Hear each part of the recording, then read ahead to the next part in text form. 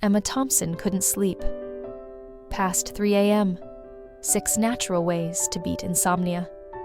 You wake up, it's 3:14 a.m. Again, you stare into the dark. Your mind starts racing. You try to stay calm, count backwards, breathe slowly, flip the pillow. Nothing works. If this sounds familiar, you're not alone. In an interview, actress Emma Thompson shared that after 50, she often found herself wide awake at 3 a.m., heart pounding, unable to calm her mind. And she's not the only one. Thousands of people experience this loop, waking up in the darkest hour, feeling like they're losing the battle against their own brain. But here's the good news. This isn't a life sentence. In this video, you'll discover 6 natural, science-backed strategies that can help your body relearn how to sleep through the night without medication. Some are surprising. Some are simple. And one of them comes straight from someone in the comments of a video just like this. If you enjoy this kind of content, consider subscribing to the channel. It's free and doesn't cost you a thing. And by doing so, you help this message reach more people who might really need it. Insomnia doesn't always start at bedtime. For many, it strikes in the middle of the night, like a silent thief, stealing the rest of your sleep and the energy you need for tomorrow. It's not just falling asleep. It's staying asleep. That's the battle. You toss, you turn, you check the clock, and there it is again, 3:04 a.m. Actress Emma Thompson once said she found herself wide awake before dawn for months, unable to fall back asleep, despite trying everything. If you've ever stared into the dark, wondering why your body betrays you right when you need rest the most, this video is for you. We'll explore 6 natural, science-backed strategies to help you stay asleep through the night without pills or side effects. So breathe. You're in the right place. Let's get into it. 1. Understand your chronotype. Before you try anything else, you need to understand one powerful truth. Your body is not broken. Many people who wake up at 3 or 4 a.m. assume something is wrong with them. But sometimes, it's just biology doing its thing. You might simply be out of sync with your natural chronotype, your internal, genetically influenced sleep schedule. Some people are natural early risers, others are night owls, and some fall somewhere in between. Emma Thompson once joked in an interview that her body rises like it's on cue before dawn, no matter what time she goes to sleep. If that sounds familiar, you might be what researchers call a morning lark. Tools like the MEQ, Morningness, Eveningness questionnaire, or even simple online chronotype quizzes can help you identify your natural rhythm. Once you know your chronotype, you can make small adjustments, like shifting your bedtime, rethinking your evening activities, or even managing expectations. Because sometimes, the key isn't fighting your body, it's learning how to work with it. 2. Rebuild the sleep association. Your brain is smart, sometimes too smart. If you've been waking up night after night at 3 a.m., your brain might have unintentionally linked that time with wakefulness and worry. Over time, your bed, once a place of rest, becomes a stage for frustration, thinking, scrolling, or even dread. This is called negative conditioning, and it's one of the hidden forces behind terminal insomnia. But the good news? You can retrain it. One of the most effective strategies is to rebuild the mental connection between your bed and actual sleep. Here's how. Only go to bed when you feel genuinely sleepy, not just tired. If you wake up and can't fall back asleep within 10 to 15 minutes, get out of bed, Do something calm and quiet in low light. Reading, journaling, breathing. No screens. Return to bed only when drowsy again. One commenter shared that simply removing all clocks from the bedroom helped lower stress when waking at night. They stopped checking the time and stopped spiraling into panic. Another shared how they use a mantra the moment they wake up. This is sleep time. My job is to rest. These rituals may seem small, but they send a powerful message to your brain. The bed is for sleeping, not thinking, not worrying, not scrolling. The more consistently you send that message, the faster your sleep patterns begin to shift. 3. Fix the day to heal the night. Sleep doesn't start when you turn off the lights. It starts hours earlier. What you do during the day, especially the second half of it, directly shapes how your body will behave at 3 a.m. Let's look at some of the most common behavioral traps that silently sabotage your night. Caffeine after 2 p.m. Even if you don't feel it, your body does. Alcohol at night. It might knock you out, but it fragments your sleep later. Heavy meals or sugar in the evening. These can spike blood sugar and trigger awakenings. Overusing screens before bed. Blue light delays melatonin production, your sleep signal. One commenter said they cut out alcohol completely and started sleeping longer. Another shared that intermittent fasting, simply avoiding food 3 hours before bed, made a huge difference. Exercise plays a role too. You don't need to run marathons, but 20 to 30 minutes of movement, ideally in the morning or early afternoon, helps regulate your circadian rhythm and uses up stress hormones. But here's a lesser-known trick.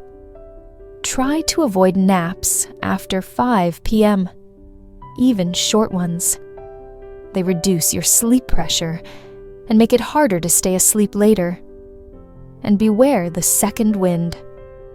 If you stay awake too long, your body releases adrenaline to keep you going, and suddenly you're alert again at 9 p.m., right when you should be winding down. Bottom line, a good night's sleep starts long before you close your eyes. Treat your daytime like a setup, and your nights will begin to follow. 4. Calm the mind before it wakes you. You're finally asleep. And then it begins. A flicker of thought, a burst of cortisol, a racing heart, and it's 3 a.m. again. For many people, anxiety is the real reason they can't stay asleep. The mind latches onto anything. Deadlines, regrets, emails, laundry, old conversations. But the key isn't to fight those thoughts. The key is to create calm hours before you need it. That means setting boundaries. No work emails after 7 p.m. No intense news, drama, or comment sections before bed. Choose a gentle evening ritual. Something that signals your nervous system it's safe to relax. One woman shared that journaling at night, even just 5 minutes, helped her unload the mental clutter that used to wake her. Another shared a simple prayer. Thank you for waking me up. Thank you for letting me sleep again. If spiritual practice isn't your path, try a mantra or gratitude list instead. And don't forget, your body listens to light. Begin dimming lights an hour before bed. That small change can have a profound impact. A calm mind isn't built in the moment of panic. It's trained gently, one evening at a time. And when your brain learns that 3 a.m. is not a crisis, it just might stop treating it like one. 5. Create a bedroom that keeps you asleep. Even with the right mindset and habits, a disruptive environment can undo everything. Our bodies are deeply sensitive to light, temperature, and noise, especially in the second half of the night, when sleep is lighter. Here are a few changes that can make a real difference. Keep your room cool. The ideal temperature for sleep is around 65 to 68 degrees Fahrenheit, 18 to 20 degrees Celsius. One viewer shared that letting himself get cold for 20 minutes, then warming up again, helped reset his system and fall back asleep. Use blackout curtains or a sleep mask. Light equals wakefulness. Even streetlights or early morning glow can trigger alertness. Try white noise or soft ambient sounds. Fans, rain apps, brown noise. They create a gentle buffer that shields you from sudden disturbances. Remove visible clocks. Several people mentioned that seeing the time at 3:11 a.m. triggered frustration and hopelessness. Not knowing the time helps your brain stay neutral. Create a calming aesthetic. Soft textures, warm tones, no clutter. Your room should whisper rest, not task list. One commenter described making their bedroom a sleep cave, cool, dark, quiet, and emotionally neutral. Remember, your environment speaks to your brain all night long. Make sure it's saying, "You're safe here. It's okay to stay asleep." 6. Quiet the mind that won't let you sleep. So you've done everything right, but at 3:21 a.m., your eyes pop open, and your brain, it's already running. Thoughts flood in, random, anxious, creative, even joyful. But one thing's clear: you're awake, and your mind is too. In these moments, the goal isn't to force sleep. It's to gently redirect your mind away from thought and toward rest. One surprisingly effective method: familiar audiobooks. Ones you know so well, you don't need to focus. Evalis Aurord 9484 shared that she trained herself to fall asleep to the same stories, night after night. Others swear by sleep meditations, soundscapes, or lectures on topics just boring enough to hold attention without stimulation. A viewer said, "If it's too interesting, I stay up. If it's too dull, my mind wanders. I need just the right kind of boring." Techniques to try: counting backward from 10,000. Most never reach 9,950.